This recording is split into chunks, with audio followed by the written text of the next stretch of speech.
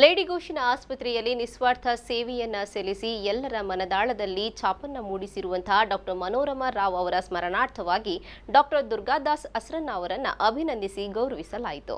ಭಾರತೀಯ ವೈದ್ಯಕೀಯ ಸಂಘ ಮಂಗಳೂರು ಶಾಖೆ ಮತ್ತು ಮಹಿಳಾ ವೈದ್ಯರ ಸಂಘದ ಜಂಟಿ ಆಶ್ರಯದಲ್ಲಿ ಮಾನವೀಯ ಮೌಲ್ಯದ ಜೊತೆ ವೈದ್ಯಕೀಯ ಸೇವೆ ಸಲ್ಲಿಸಿ ನೂರಾರು ವೈದ್ಯಕೀಯ ವಿದ್ಯಾರ್ಥಿಗಳಿಗೆ ಶಿಕ್ಷಣ ತರಬೇತಿ ಮಾರ್ಗದರ್ಶನ ನೀಡಿದ ಹಿರಿಯ ಗುರು, ನಗರದ ಖ್ಯಾತ ಸ್ತ್ರೀ ಆರೋಗ್ಯ ತಜ್ಞ ಮತ್ತು ಪ್ರಸೂತಿ ತಜ್ಞೆ ದಿವಂಗತ ಡಾಕ್ಟರ್ ಎಚ್.ಟಿ. ಮನೋರಮಾ ರಾವ್ ಅವರ ಸ್ಮಾರಕ ದತ್ತಿ ಉಪನ್ಯಾಸ ಕಾರ್ಯಕ್ರಮ ಐಎಂಎ ಡಾಕ್ಟರ್ ಎ.ವಿ. ರಾವ್ ಸಭಾಂಗಣದಲ್ಲಿ ಸಂಸ್ಥೆಯ ಅಧ್ಯಕ್ಷರಾದ ಡಾಕ್ಟರ್ ಸದಾನಂದ ಪೂಜಾರಿ ಅವರ ನೇತೃತ್ವದಲ್ಲಿ ಜರುಗಿತು. ಬಂದಂತ ಅತಿಥಿಗಳನ್ನ ಸಂಸ್ಥೆಯ ಅಧ್ಯಕ್ಷರಾದ ಡಾಕ್ಟರ್ ಸದಾನಂದ ಪೂಜಾರಿಯವರು ಪ್ರೀತಿಪೂರ್ವಕವಾಗಿ ಸ್ವಾಗತಿಸಿದರು.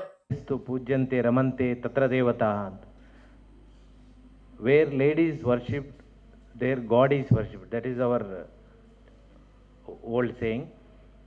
So good evening to all of you.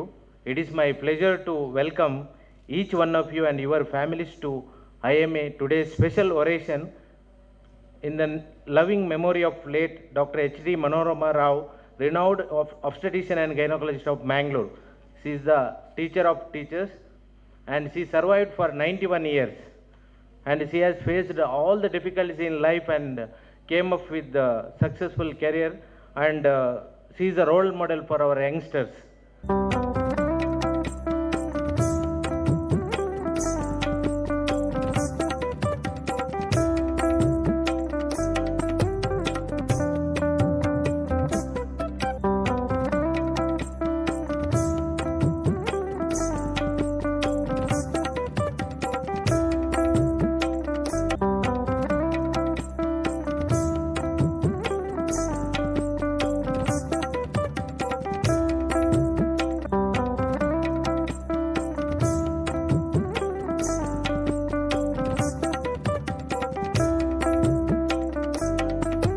ಈ ಸಂದರ್ಭದಲ್ಲಿ ದುರ್ಗಾದಾಸ್ ಅಸ್ರಣ್ಣ ಅವರನ್ನ ಆತ್ಮೀಯವಾಗಿ ಅಭಿನಂದಿಸಿ ಗೌರವಿಸಲಾಯಿತು.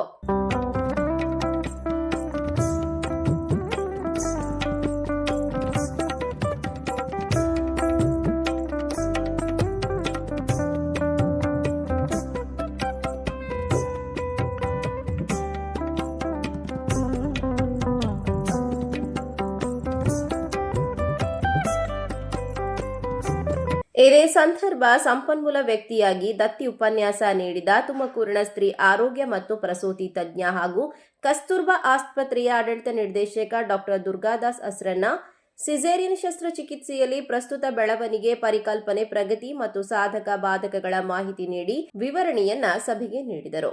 The younger generation don't want to have obstetric practice at all. They are more into either laparoscopy or cosmetic gynecology. Next is lack of training for the doctors regarding the instrumental deliveries and VBAC. Why instrumental deliveries?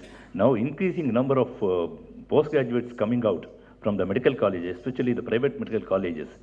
The number of deliveries, I don't want to say anything. In Tumkur, there are I think 60 postgraduates in 3 years in that medical college. Idi tingalali 25 delivery agodilla. What they can see their normal delivery or cesarean. We have seen all the complications during our post-graduation days.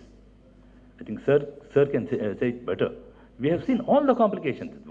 Now, placenta previa, we have seen our professors operating. We are bold enough to see that. What younger generation, they have not seen normal vaginal deliveries. They don't know how to apply forceps. They don't know what is VBAC, vaginal birth after cesarean section. This is the lack of training we are having. An obstetrician from Iran told, if a patient sues us for any reason, the first thing they ask is why you have not done cesarean section. There is no positive feedback or encouragement for the vaginal delivery. I had the vaginal delivery for 4.7 kg baby. Nobody cares, nobody says thank you. Next in the wheel is the organization, system and the facility. Here comes the target what the corporate hospitals give to the practicing obstetricians. ಕೇಳ್ತಾರೆ ನಿಮ್ಮಿಂದ revenue ಎಷ್ಟು ಆಗಿದೆ ಅಂತ. So he has to meet their challenges.